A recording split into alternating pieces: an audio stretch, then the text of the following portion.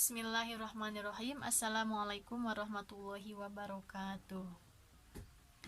Bagaimana anak-anakku sekalian? Kabarnya? Mudah-mudahan kita semua selalu berada dalam lindungan Allah Subhanahu wa taala.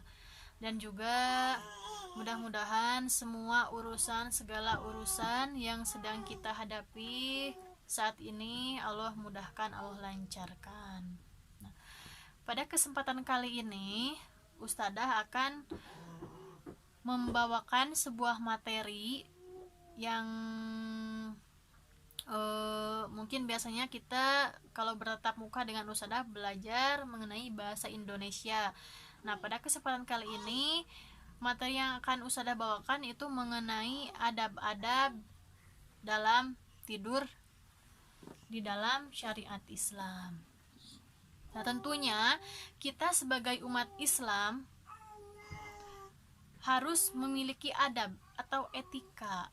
Nah, baik dalam hal apapun itu, hal sekecil apapun. Misalnya ketika kita akan makan, ketika kita akan masuk ke hamam, lalu bahkan menyisir atau bercermin pun kita harus beradab gitu kan ya, ada doanya, ada etikanya. Nah, salah satunya di sini adalah adab dalam tidur. Nah, itu langsung saja ya. Pada poin yang pertama, adab dalam tidur itu adalah yang pertama tentunya membaca doa. Jadi sebelum tidur itu kita harus membaca doa. Doanya sudah pada awamnya sudah pada tahu ya. Nah, seperti itu. Lalu yang kedua, niatkan dalam tidur itu kita akan melakukan sholat malam atau sholat tahajud. Nah, maksudnya di sini, jadi ketika kita akan tidur, sebelum tidur itu dalam hati kita, nanti saya akan bangun untuk melakukan sholat malam atau sholat tahajud. Nah, itu poin yang kedua. Lalu berikutnya, poin ketiga dalam adab tidur itu adalah segera melakukan atau melaksanakan tidur setelah sholat isya. Nah, jadi bagusnya atau baiknya itu setelah sholat isya beberapa menit atau beberapa jeda setelah sholat isya, nah kita langsung tidur. Kecuali ada beberapa kepentingan, misalnya ada urusan dakwah, lalu ada urusan untuk pelajaran diskusi misalnya, lalu ada lagi urusan menghadiri undangan dari orang lain, kemudian berzikir, membaca Al-Quran. Nah, itu diperbolehkan untuk tidak tidur setelah waktu isya. Nah, seperti itu. Terkecuali dilakukan setelah sholat isya itu kegiatan kita itu melakukan hal yang kurang bermanfaat. Misalnya apa? Bermain games. Nah, kan gitu ya, apalagi sekarang lagi banyaknya games yang seperti game cacing gitu ya. Nah, itu. Lalu apalagi misalnya malah chattingan dengan yang bukan mahramnya. Nah, itu tentu sudah jelas ya, tidak boleh. Nah, jadi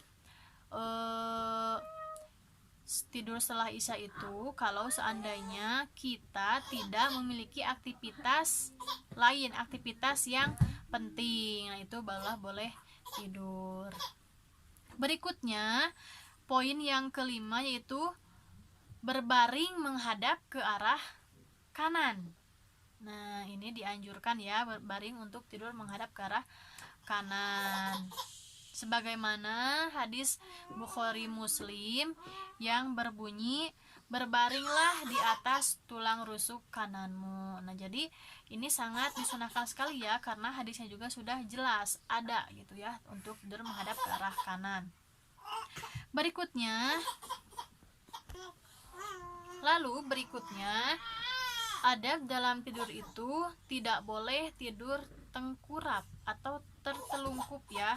Nah, biasanya di sini kalau kita terlalu kecapean, terus apalagi udah terlanjur mengantuk, biasanya langsung saja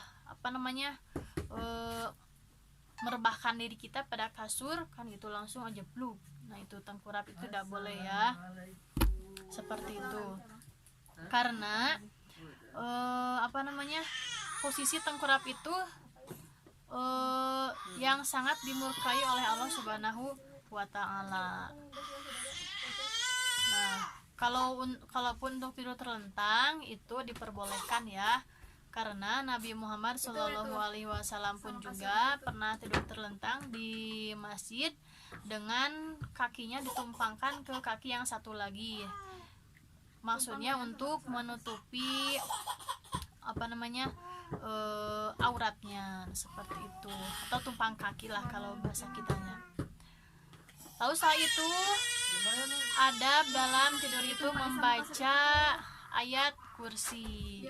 Nah, ini membaca ayat kursi ya dianjurkan. Lalu setelah membaca ayat kursi, kita bisa membaca ayat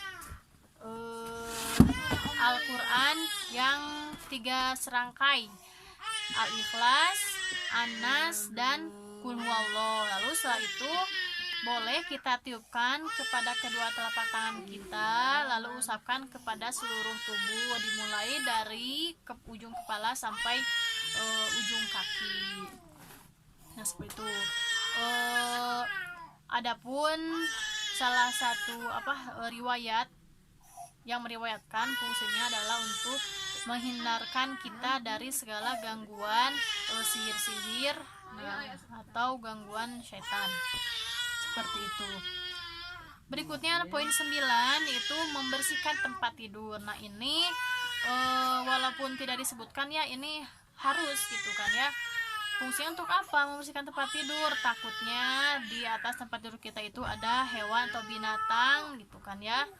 Atau misalnya ada kotoran apa yang jatuh dari atas, kotoran cicak misalnya, ini makanya harus kita bersihkan supaya ketika kita tidur itu bisa nyaman kan, bersih, tidak gatal-gatal. Nah, seperti itu. Berikutnya bermuhasabah diri ya, introspeksi diri, mengingat aktivitas kita seharian ini apa saja, terus apakah ucapan atau tingkah laku kita ada yang menyakiti orang atau tidak. Nah, di sini kita perlu untuk bermuhasabah diri. Kalau seandainya sebaliknya, misalnya ada orang yang menyakiti kita atau hati kita menjadi sakit gitu, nah makanya itu harus kita maafkan, jangan sampai ujung-ujungnya menjadi dendam. Itu tidak boleh ya, itu tidak baik. Nah, setelah itu ya silakan tidur. Lalu setelah bangun baru kita harus berdoa kembali. Nah, itu ya beberapa adab-adab yang disunahkan dalam syariat Islam.